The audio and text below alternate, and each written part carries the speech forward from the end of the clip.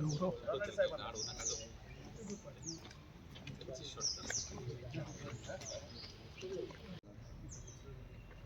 लागणार योग्य वाटत नाही. तेवढा वेळ बोलले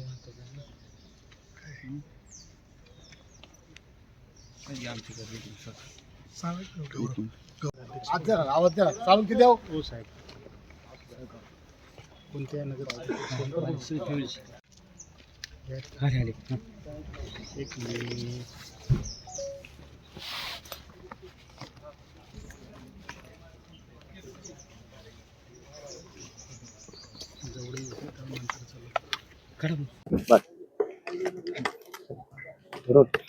सर काय सांगाल खऱ्या अर्थाने नवनिर्वाचित नगराध्यक्षपदी आपली वर्णी लागलेली आहे आणि आज आपण राष्ट्रवादी शरदचंद्र पवार पक्षाच्या अध्यक्ष शरद पवार यांची भेट घेतली.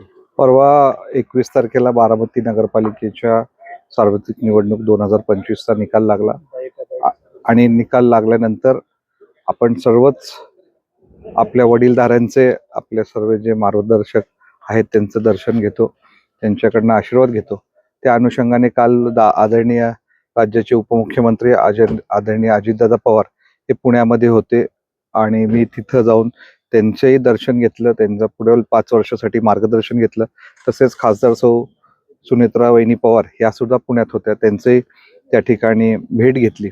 आणि मला कालच संध्याकाळी बातमी कळली की आदरणीय पवार साहेब बारामतीमध्ये येत आहेत. तर त्या अनुषंगाने आज सकाळी मी पवार साहेबांची सहकुटुंब भेट घेतली.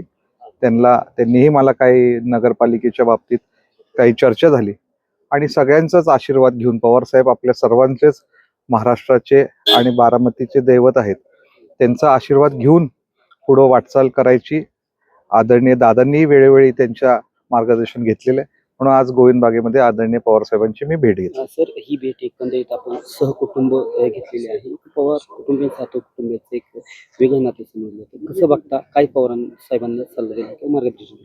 नाही, गेले तुम्ही माहीत असेल की आदरणीय पवार साहेबांनी ज्यापासून त्यांची राजकीय कार्यकाळाची जो त्यांनी प्रवास सुरू केला त्यावेळेसपासून माझे आजोबा असतील कैलासवासी धोंडी बाबाजी सातव, त्यांनी त्यांची खंबीरपणे साथ दिली, त्यांना मार्गदर्शन केलं.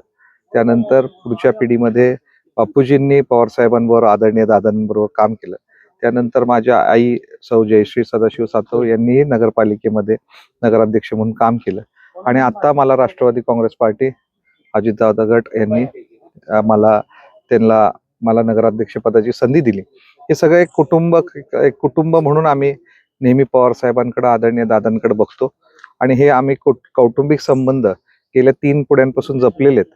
म्हणून आज आदरणीय पवार साहेबांची या ठिकाणी येऊन गाठ घेतली, त्यांचा आशीर्वाद घेतला. Thank you sir.